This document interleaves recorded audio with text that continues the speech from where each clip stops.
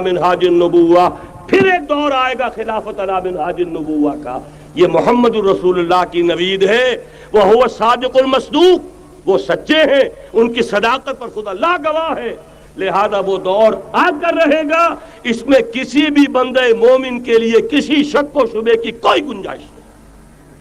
اگلی حدیث اگلی سنیے. اب جب یہ دور آئے گا تو عالمی ہوگا، جیو ورلڈ آرڈر نہیں ہوگا، جسٹ ورلڈ آرڈر ہوگا. یہ نیو ورلڈ آرڈر NWO، حقیقت میں جیو ورلڈ آرڈر ہے JWO، لیکن اسی کو بدلنا ہے جسٹ ورلڈ آرڈر آف اسلام، اور وہ گلوبل ہوگا. دو حدیثوں کا تذکرہ کر دوں.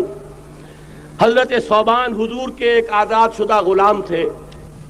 وہ روایت کرتے ہیں، مسلم شریف کی روایت ہے، یہ صحیحین میں فرماتے ہیں کہ حضور نے ارشاد فرمایا، ان اللہ زوالی الارض فرأیت مشارقها ومغاربها وان امتی سیبلغ ملکها ما سئل لی منها. رواہ مسلم رحمہ اللہ. حضور فرماتے ہیں اللہ تعالیٰ نے میرے لیے پوری زمین کو لپیٹ دیا، یہاں تک کہ میں نے اس کے سارے مشرق دیکھ لیے، سارے مغرب دیکھ لیے. اور سن لو مجھ سے، ٹیک اٹ فرام می، میری امت کی حکومت ان تمام علاقوں پر قائم ہو کر رہے گی جو مجھے زمین کو لپیٹ کر اور سکیڑ کر دکھا دیے گئے. گلوبل ہوگی کہ نہیں؟ دوسری حدیث سنیے، یہ پھر مسند احمد ابن حنبل کی ہے. حضرت مقداد ابن الاسود رضی اللہ تعالی عنہ فرماتے ہیں، حضور نے فرمایا، لا يبقى على ظهر الارض بيت وبر ولا مدر الا ادخله الله كلمة الاسلام بعز عزيز وذل ذليل، اما يعزهم الله فيجعلهم من اهلها او يذلهم فيدونون لها. یہ ہے حدیث مسند احمد ابن حنبل کی. اور حضرت مقداد فرماتے پھر میں نے کہا اچھا تب تو ہو جائے گی وہی بات، وَيَكُونَ الدِّينُ كُلُّهُ لِلَّهِ، دین کل کا کل اللہ کے لیے ہو جائے گا. حدیث کا ترجمہ یہ ہے کہ حضور نے فرمایا روئے زمین پر نہ کوئی اینٹ گارے کا بنا ہوا گھر رہے گا، نہ کوئی اونٹ کے بالوں کے بنے ہوئے کمبلوں کا خیمہ رہے گا جس میں اللہ تعالیٰ کلمہ اسلام کو داخل نہ کر دے. لیکن یہ داخلہ دو طریقے سے ہوگا، بعز عزیز و ذل ذلیل، یا صاحب عزت کے اعزاز کے ساتھ یا کسی مغلوب کی مغلوبیت کے ساتھ. یعنی یا تو اللہ تعالیٰ ان کا اعزاز فرمائے گا اور وہ کلمہ اسلام کے خود قائل ہو جائیں گے. جب گھر والا خیمے والا اسلام لے آئے گا تو اسلام اس کے گھر میں داخل ہوگا، اس کو بھی عزت نصیب ہوگی. وَلِلَّهِ الْعِزَّةُ وَلِرَسُولِهِ وَلِلْمُؤْمِنِينَ، عزت تو حق ہے اللہ کا، اس کے رسول کا اور اہل ایمان کا. اور اگر وہ اسلام قبول نہیں کرے گا تو یؤتُ الْجِزْیَةَ عَنْ یَدٍ وَهُمْ صَاغِرُونَ، چھوٹے ہو کر رہنا پڑے گا، جزیہ دینا ہوگا، اسلام کی بالادستی قبول کرنی ہوگی. بتائیے اس کے بعد بھی کوئی شک ہے؟ یہ ہے آسمانی نقشہ. یہ اللہ فرما رہے ہیں وَاللَّهُ مُتِمُّ نُورِهِ وَيَأْبَى اللَّهُ إِلَّا يُتِمَّ نُورَهُ لِيُظْهِرَهُ عَلَى الدِّينِ كُلِّهِ وَلَوْ كَرِهَ الْمُشْرِكُونَ. یہ اللہ کا فیصلہ ہے. ادھر یریدون لیطفئوا ہے، یہ زمینی نقشہ ہے. اب شکل کیا ہے؟ اب میں آپ سے عرض کر دوں کہ ان دونوں کے مابین جو خلا نظر آ رہا ہے، کوئی شخص یقین کے ساتھ نہیں کہہ سکتا کہ اب حالات کا کیا رخ ہوگا. اس لیے کہ ظاہر بات ہے قرآن مجید میں مستقبل کے بارے میں خود حضور سے کہلوایا گیا، وَإِنْ أَدْرِي أَقَرِيبٌ أَمْ بَعِيدٌ مَا تُوعَدُونَ. لوگوں مجھے معلوم نہیں ہے کہ جس بات کی تمہیں خبر دی جا رہی ہے وہ قریب آ چکا ہے یا دور ہے. وَإِنْ أَدْرِي لَعَلَّهُ فِتْنَةٌ لَكُمْ وَمَتَاعٌ إِلَىٰ حِينٍ. اور میں نہیں جانتا، ہو سکتا ہے اللہ کچھ اور مہلت دے دے تمہیں، اور کچھ اور آزمائش جو ہے اس کے لیے تمہارے لیے کوئی اور مہلت عطا فرما دے، ہو سکتا ہے. تو میں بھی کسی دعوے سے نہیں کہہ رہا، لیکن دو امکانات ہیں. امکان نمبر ایک کیا ہے؟ ابھی عالم اسلام کا ایک سالڈ بلاک ہے جو یہودی ورلڈ آرڈر کی نگاہوں میں کھٹک رہا ہے. میں کھٹکتا ہوں دل یزداں میں کانٹے کی طرح. اگرچہ ان کی اسٹریٹجی کیا ہے؟ ایک ایک کر کے ان کے حصے بکھرے کر کے تیا پانچا کرو. ابھی وہ بلاک کون سا ہے؟ ایران ہے، افغانستان ہے، پاکستان ہے اور روسی ترکستان سے آزاد ہونے والی جو ریاستیں ہیں، یہ ایک سالڈ بلاک. یہ عجمی مسلمان عربی نہیں، عربی گئے، یہ نوٹ کر لیجئے. اس لیے کہ عربوں کو اللہ نے فضیلت دی تھی، محمد ان میں سے تھے صلی اللہ علیہ وسلم، یہ رتبہ بلند میرا جن کو مل گیا. لیکن ساتھ ہی اللہ نے دھمکی بھی دے دی تھی سورہ محمد میں، ان تتولوا یستبدل قوما غیرکم، اگر تم پیٹھ دکھا دو گے اس مشن کو جو ہم نے تمہارے حوالے کیا ہے، تمہیں ہٹائیں گے، کسی اور کو لے آئیں گے. اور یہ بات ہو چکی ہے 13ویں صدی عیسوی میں. 1258 میں جب سقوط بغداد ہوا ہے، عربوں کے ہاتھ سے عالم اسلام کی قیادت چھین لی گئی، معزول کر دیے گئے. اس کے بعد قیادت کن کے ہاتھوں میں آئی؟ ترکوں کے ہاتھ میں. ترکان تیموری ہندوستان میں، ترکان صفوی ایران میں، ترکان سلجوقی مڈل ایسٹ میں، اور ترکان عثمانی کا تو کہنا ہی کیا ہے. وہ ایشیا مائنر سے چل کر آپ کو معلوم ہے کہ مشرقی یورپ کا کتنا بڑا علاقہ، دی گریٹ آٹومان امپائر اس صدی کے آغاز تک قائم تھی. اس صدی میں عجیب عجیب معجزے ہوئے ہیں. گریٹ آٹومان امپائر جو 3 بر اعظموں پر محیط، نام و نشان ختم. The great U S S R, نام و نشان ختم. اب تو روس صاحب ایک ملک کی حیثیت سے رہ گئے. یہ اس صدی میں دو اور وقت نہیں ہے میں اور آپ کو کیا بتاؤں. اس صدی میں تو بڑے بڑے عجیب عجوبے ہوئے ہیں. بڑی بڑی 2 عظیم جنگیں ہو چکی ہیں، تیسری جو ہے سر پر کھڑی ہے، دور نہیں ہے، جس کو حدیث میں کہا گیا ہے الملحمۃ العظمی، تاریخ انسانی کی عظیم ترین جنگ، اور وہی صلیبی جنگ جس کا آغاز بوسنیا سے ہو چکا ہے.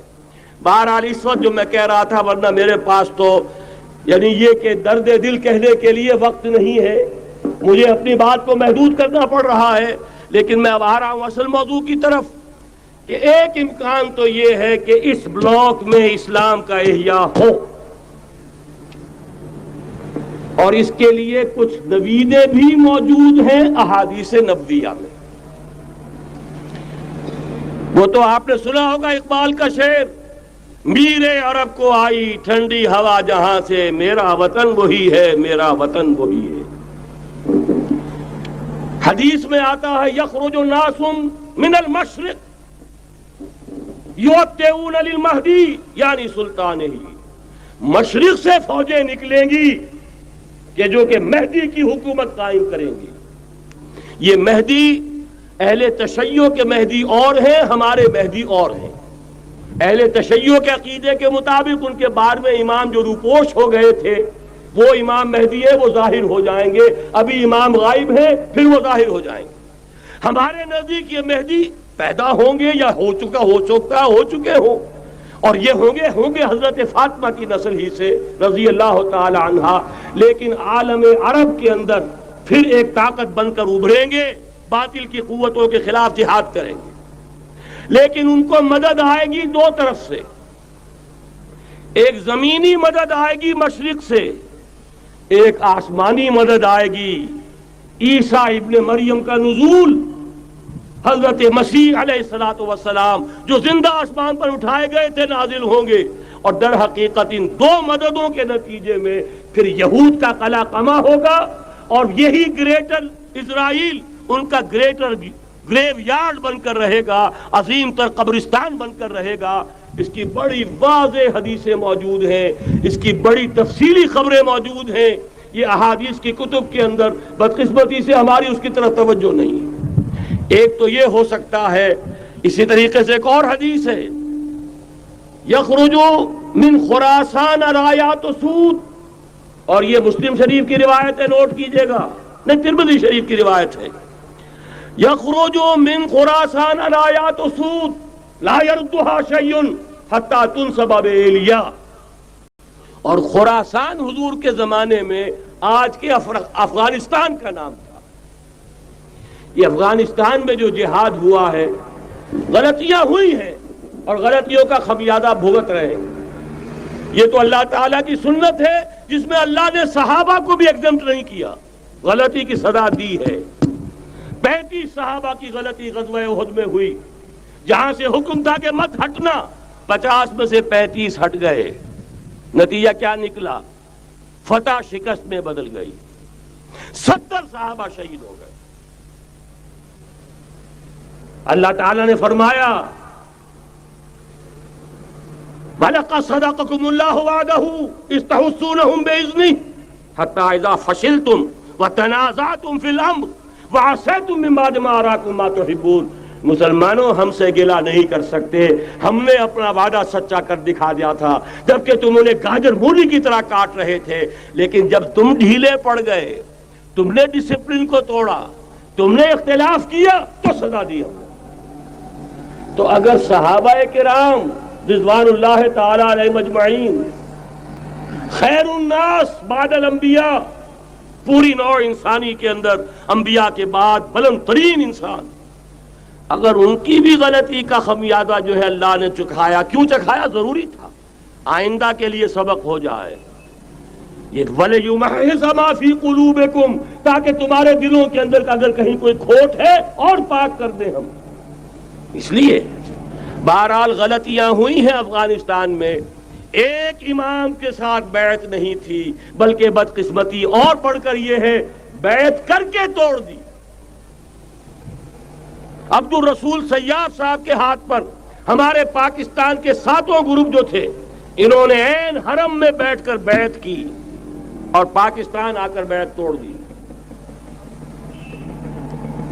سزا اس کی مل رہی ہے، آپس کی خانہ جنگی یوں ہی نہیں ہو رہی، کوئی سبب ہے، لہذا یہ سزا تو ملے گی، لیکن جتنا خون یہاں پر خلوص کے ساتھ دیا گیا ہے اس کی مقدار بھی کم نہیں ہے، یہاں سے خیر برآمد ہوگا۔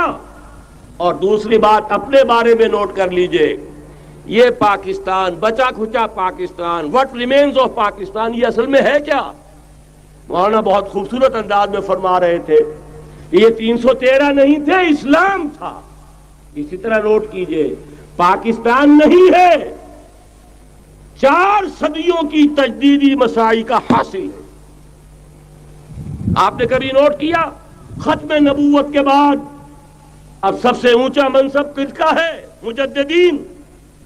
سنن ابی داؤد کی روایت، ان اللہ یبعث فی هذه الامہ علی راس کل 100 عام من یجدد لها دینها۔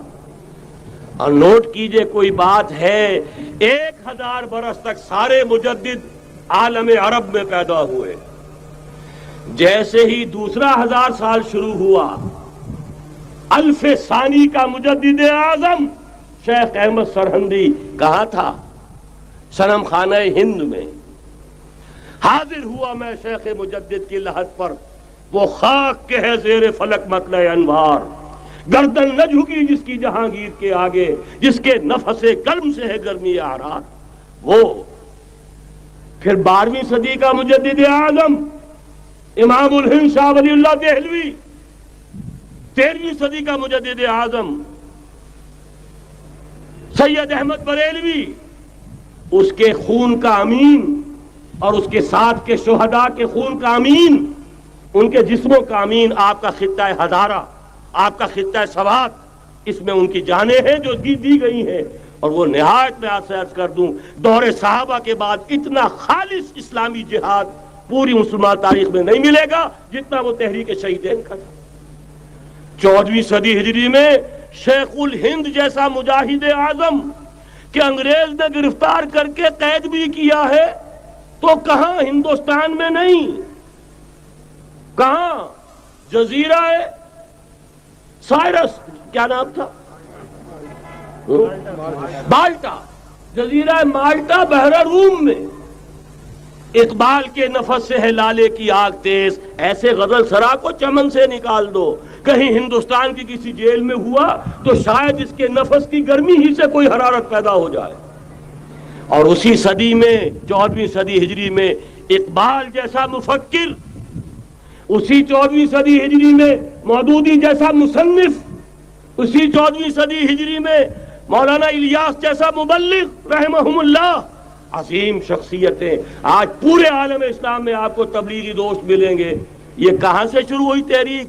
دہلی کی ایک چھوٹی سی مسجد سے، وہ مسجد بنگلے والی اب تو بڑی عالیشان ہو گئی ہے، جب وہاں شروع ہوا تھا کام بڑی چھوٹی سی مسجد۔ یہ سارے کام یہاں کیوں ہوئے؟ پورا عالم اسلام آزاد ہوا، کہیں نعرہ اسلام کا نہیں لگا، کہیں عرب قومیت پر، کہیں کسی اور عصبیت پر تحریکیں چلی ہیں، صرف تحریک پاکستان تھی کہ پاکستان کا مطلب کیا؟ لا الہ الا اللہ۔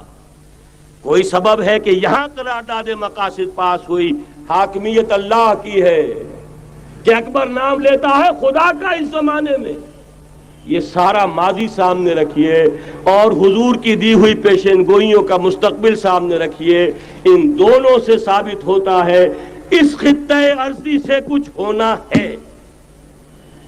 اگرچہ بھٹکے ہوئے ہیں لیکن کبھی بھولی ہوئی منزل بھی یاد آتی ہے راہی کو، اور بھٹکے ہوئے آہو کو پھر سوئے حرم لے چل، اس کی ضرورت ہے۔ مسلمان کو پھر اس کا مقصد یاد دلایا جائے۔ پاکستان اس لیے نہیں بنایا گیا تھا کہ ہمارے ہاں ٹاٹے اور برلے نہیں تھے تو ہمارے پاس اس کے بھی باپ وجود میں آ جائیں، اس لیے تو نہیں بنایا گیا تھا۔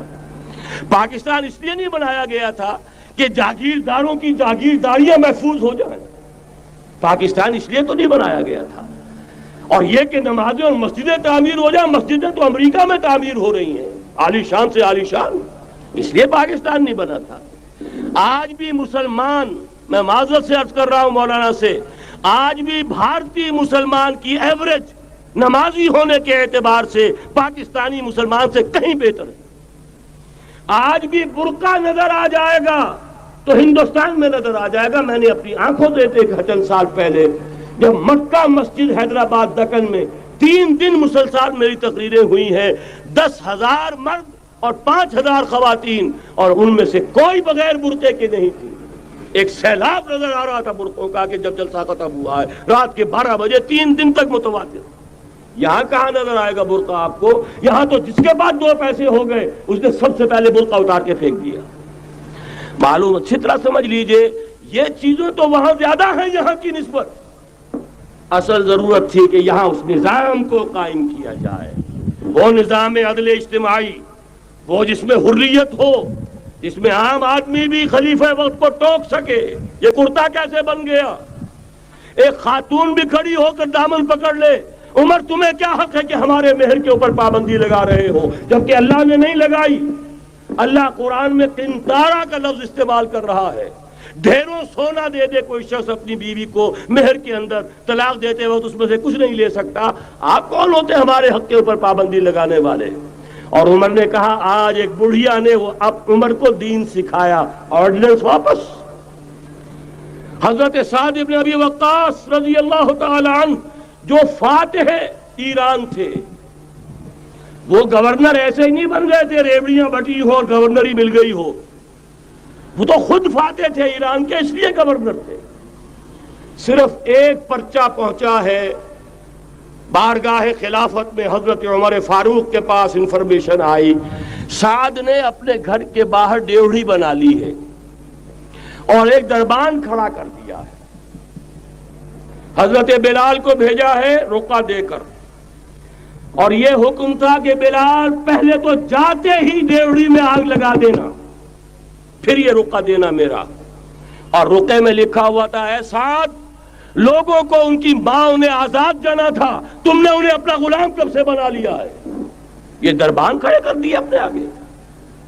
وہ حریت، وہ مساوات کہ جا رہا ہو خلیفہ وقت اور چارج لینے جا رہا ہے بیت المقدس کا، کوئی ذاتی علاج کے لیے نہیں جا رہا، سیر و سیاحت کے لیے نہیں جا رہا، چارج لینے کے لیے بالکل سرکاری وزٹ ہے، آفیشل وزٹ ہے، اسٹیٹ وزٹ ہے۔ اور حال کیا ہے؟ 700 میل کا فاصلہ طے کرنا اور ایک اونٹنی، کوئی انٹوریج نہیں، کوئی خدم و حشم نہیں، کوئی جمبو جٹ بھرے ہوئے نہیں، کچھ نہیں، ایک اونٹنی، ایک خادم۔ اس ایک اونٹنی پر چونکہ راستے کا راشن بھی ہے لہذا 2 آدمی نہیں بیٹھ سکتے، ایک بیٹھ سکتا ہے، ایک منزل खलीफा वक्त बैठा हुआ है ऊपर और खादिम नुकेल पकड़ कर चल रहा है। अगली मंजिल खादिम ऊपर बैठा है और खलीफा वक्त उमर अब्दुल खत्ताब रजी अल्लाह ताला अन्हु और वो आगे आगे नुकेल पकड़ कर चल रहे हैं। ये निजाम चाहिए आज नौ इंसानी को। इसके इंतजार में, इसकी तलाश में नौ इंसानी ने कितने तजर्बे कर लिए, कैसी छलांगे लगाई, मुलूकियत खत्म की, आसमान से गिरा खजूर में अटका, जमहूरियत आई नाम नेहाद, लेकिन वो सरमायादाराना निजाम बनकर आगे से बढ़कर लानत बन गई। पहले जागीरदार मुसल्लत था, अब सरमायादार और कारखानेदार मुसल्लत हो गया। उससे निकलने के लिए जोर लगाया, कम्युनिज्म की तरफ गए, छलांग लगाई, अब एक पार्टी डिक्टेटर बनकर बैठ गई। इंसान रुस्तज यक बनता उस्ताद दर बंदे दिगर, एक चीज से गुलामी से निजात पाता है, दूसरी में फंस जाता है। और क्यों? कि वो निजाम अदले इज्तिमाई जो मोहम्मद अरबी को देकर भेजा गया था, उसके कस्टोडियन सोए हुए हैं, उसके कस्टोडियंस को अंदाजा ही नहीं। ये नुस्खा तो हमारे पास था, हमें अमल करना था और दुनिया के सामने पेश करना था। पाकिस्तान बनाया इसलिए गया था कि हम उसका एक नमूना दुनिया के सामने पेश करेंगे। कायदे आज़म ने फरमाया था कि हम ये चाहते हैं कि पाकिस्तान की सूरत में, अहद हाजिर में, इस्लाम के उसूल हुर्रियत व अखुवत व मुसावात का एक नमूना कायम करके दिखाएं। कहाँ है वो? भटक गए, सो गए। बहरहाल अब भी वक्त है, जब तक सांस तब तक आस। मेरे अजीज ने तो डराया है और सही डराया है। अल्लाह ताला ने 25 बरस इंतजार किया था, पहले अजाब का कोड़ा फिर मारा हमारी पीठ पर।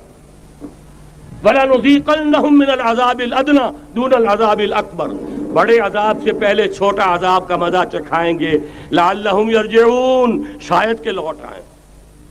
वो हमसे 1000 मील के फासले पर हुआ था, अगरचे 93,000 हमारा कड़ियल जवान, जिनमें गालिबन 43,000 फौजी और ये कि तकरीबन इतनी तादाद में जो गैर फौजी थे, वो उस हिंदू के गुलाम बने, कैदी बने, जिन पर 800 बरस तक, कहीं 600 बरस तक, कहीं 1000 बरस तक हुकूमत की थी। इतनी बड़ी शिकस्त का कलंक का टीका हमारी पीठ पर पड़ा। पहले अजाब का कोड़ा आ गया था, 25 बरस हो गए थे कमरी हिसाब से, नोट कर लीजिए। ये न समझिए 24.25 बरस हुए थे, 24.25 बरस कमरी हिसाब से 25 बरस थे। और अब नोट कर लीजिए अगले 25 बरस